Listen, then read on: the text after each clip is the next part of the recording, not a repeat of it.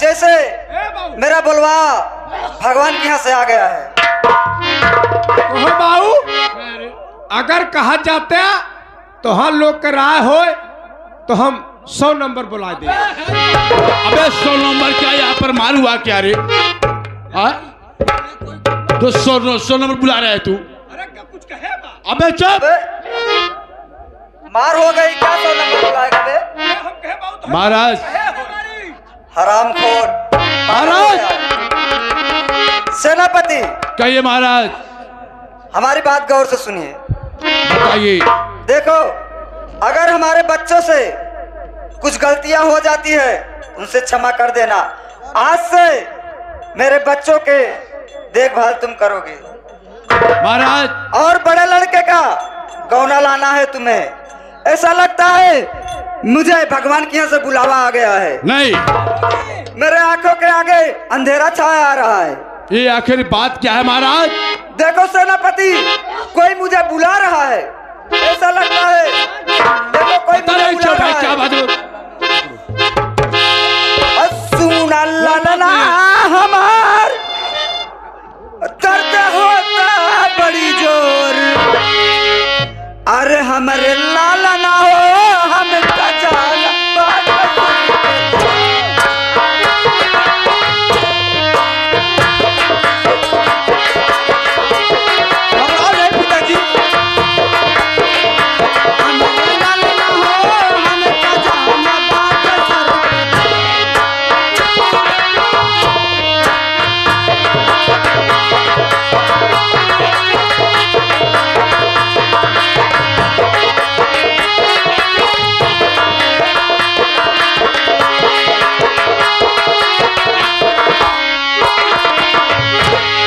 अरे रूठल विधना हमारे हमसे भइले नाराज।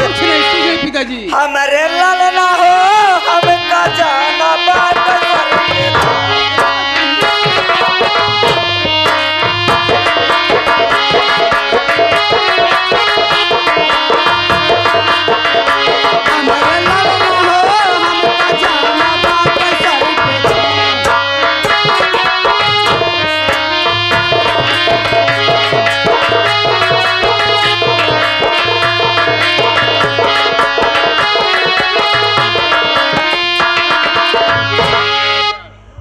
अब मुझे लगता है मेरे आंखें का आगे अंधेरा छा रहा है। देखो कोई आ रहा है। देखो बच्चों कोई आ रहा है मुझे ले जाने के लिए। डॉक्टर बुला लो, डॉक्टर बुला लो। जाओ जाओ किसी डॉक्टर को बुला लो।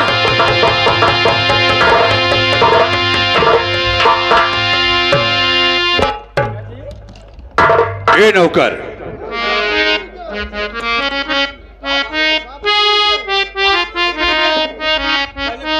नौकर नौकर।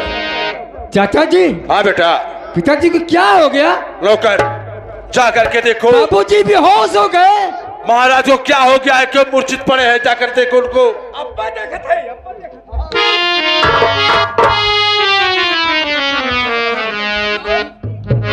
ना मालूम क्या हो गया।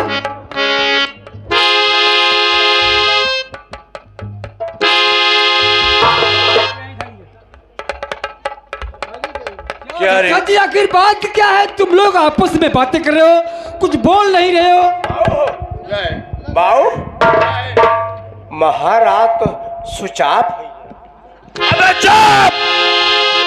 यह कोई मोबाइल के बैटरी है क्या सुचाप हो जाएंगे? साफ साफ पता बात क्या है? रुको बेटा बता रहा हूँ। पता बात क्या है? साफ साफ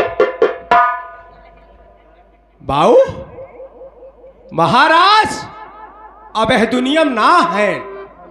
तुम्हारे कहने का मतलब ये है कि महाराज का स्वर्गवास हो गया है। हाँ बाऊ मेरे बेटे महाराज मर गए। राजेंद्र और महेंद्र क्या बात है? और चाचा जी तुम लोग का पिता इस दुनिया में नहीं रह गए बेटा। चाचा जी क्या कह रहे हो? हाँ बेटा बाबूजी का इनका देहांत हो गया। स्वर्गवास हो गया है। बाबूजी का स्वर्गवास हो गया। हाँ। पिताजी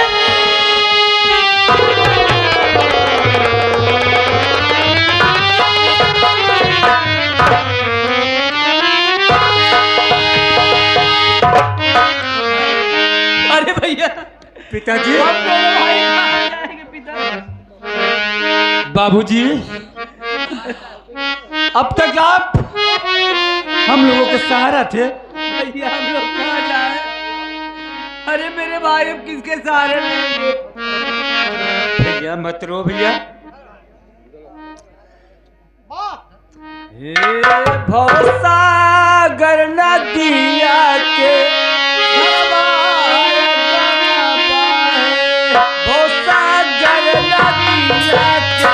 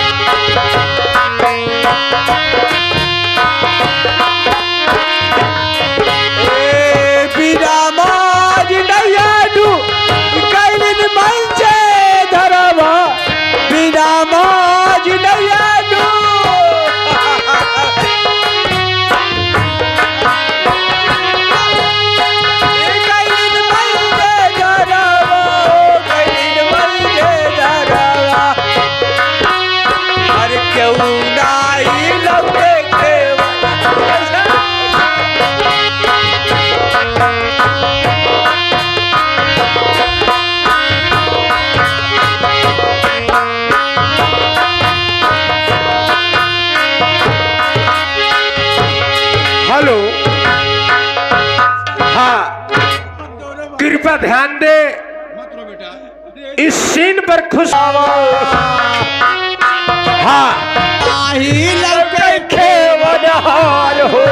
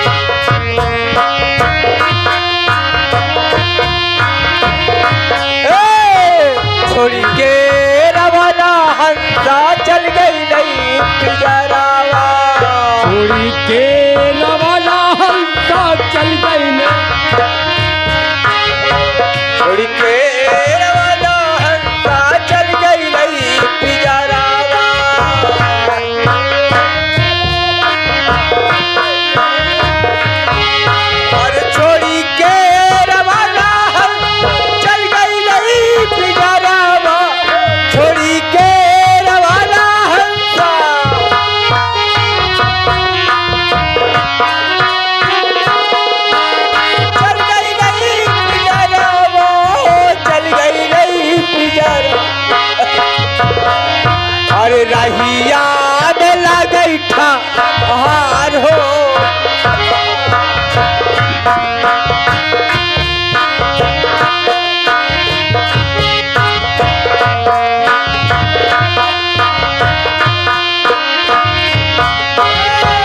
रहिया में लगई ठार हो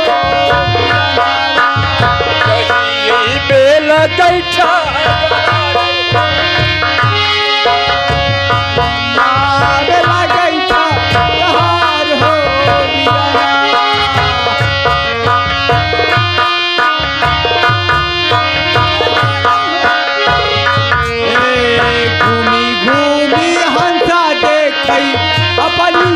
ठठरिया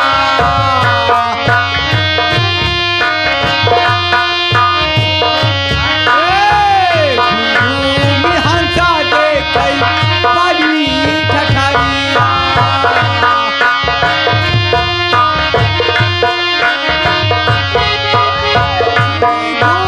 हंसा देख ठठरिया घूमी घूमी हंसा देख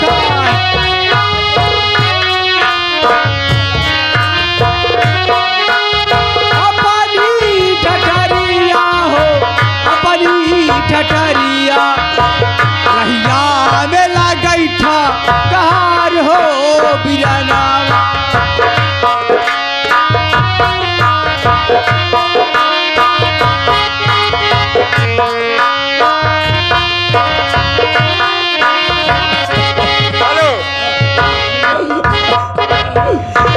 हेलो चाचा जी, अरे चाचा जी, अब हम दोनों भाई कैसे बेटा, रहेंगे? तुम कैसे दोनों मत रहेंगे? रो किसके सहारे जिएंगे? बेटा। आज अगर महाराज नहीं है, आज से हम तुम्हारे अरे मोरी पिता समान है और तुम हमारे बेटे समान हो।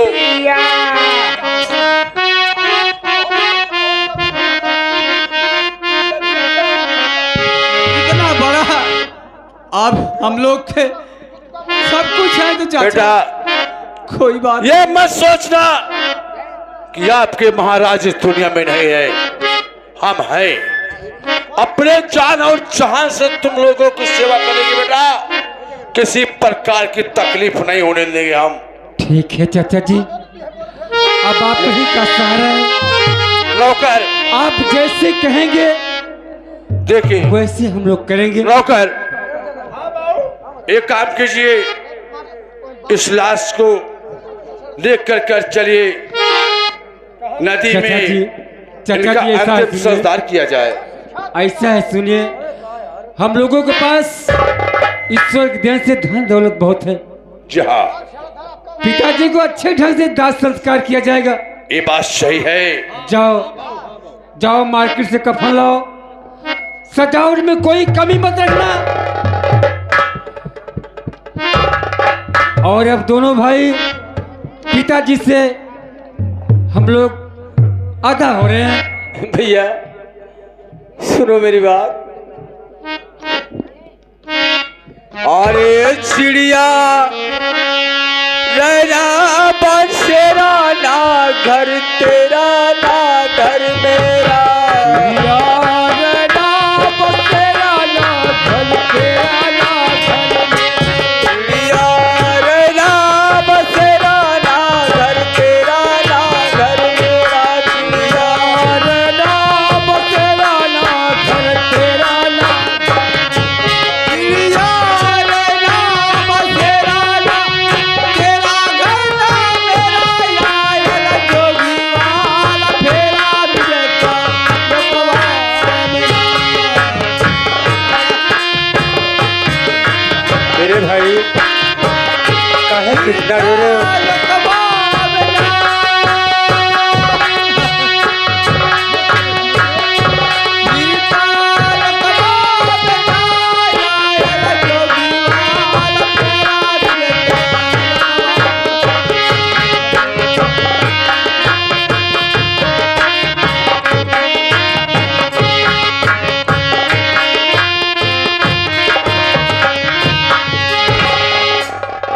चाचा जी, दोनों नौकर गए, अभी तक कफन लेकर वापस नहीं आए। बात क्या है? लगता है दोनों भाई नहीं बेटा, आ रहा है नौकर।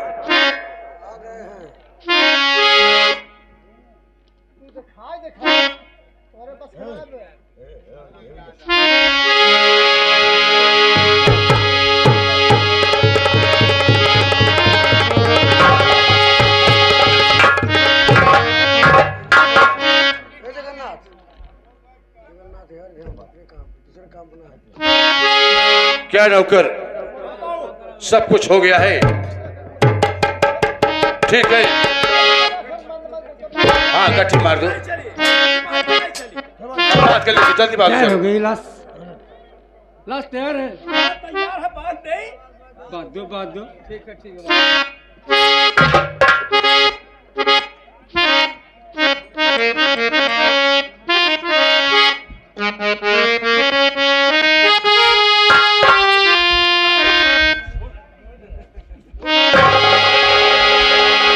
ये बता, लाश पैर से दबाकर बांधी जाती है? ये बताइए अब कुछ होता? बाबूजी इतना तुम्हें मानते थे, इतना सेवा करते थे। अरे बाबू हमें बहुत मानत रहे, बहुत कुछ खियात रहे, लेकिन जम्मर के लोन का कवन माया मोह को। नहीं नौकर, हमारे जन्मदाता हैं। अरे बाबू क्या बताए, हमें बहुत चमान किया। अबे चाउमीन बोलते हैं उसको, चाउमीन बड़ी मार मारेंगे हम तुम्हें। चाउमीन कहा चाउमीन जाता है? बोलते हैं उसको। जी हाँ। अरे बाबू हमारा कुछ ना भुलात बा, हमें रोज एक गिलास मुसाहिनी। अबे मौसम्बी का जोश बोलते हैं उसके। कैसे आदमी हो यार? मुसम्बी कहा थे? जी हाँ। बोलो यार नौकर। हमें बहुत पिया। तो ठीक है, लेकर के चलो उसको। चाचा जी लाश उठाओ, ले चलो घाट पर इनका अंतिम दाह संस्कार कीजिए।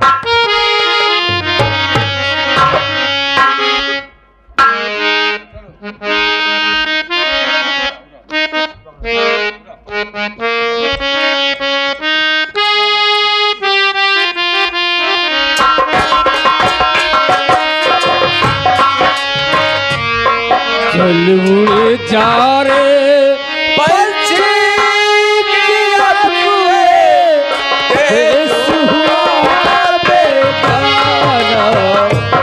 चल उड़े जा रे पंछी की अपने देश हुआ बेगाना।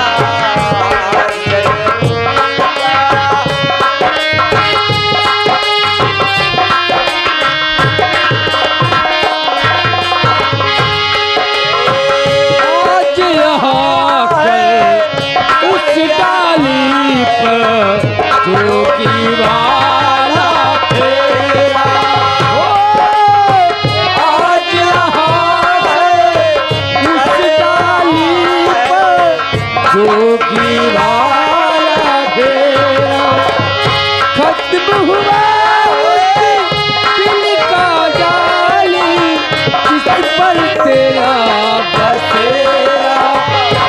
चल मुड़े जा रे पंछी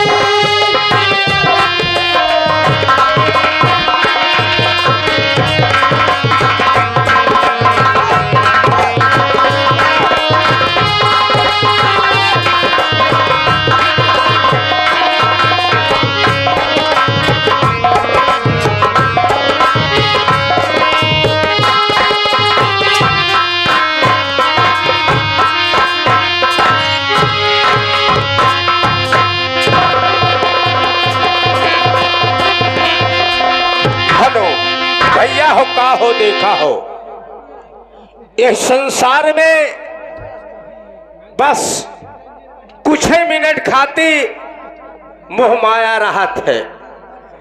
अब महाराज चला गए, अब का बताए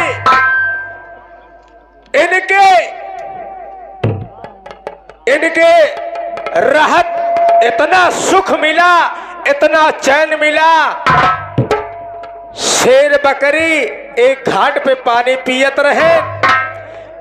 महाराज के 40 किलोमीटर की रैयत रहे। ठीक है, अब आप लोग इसी तरह से बैठे रहिए। अब संगीत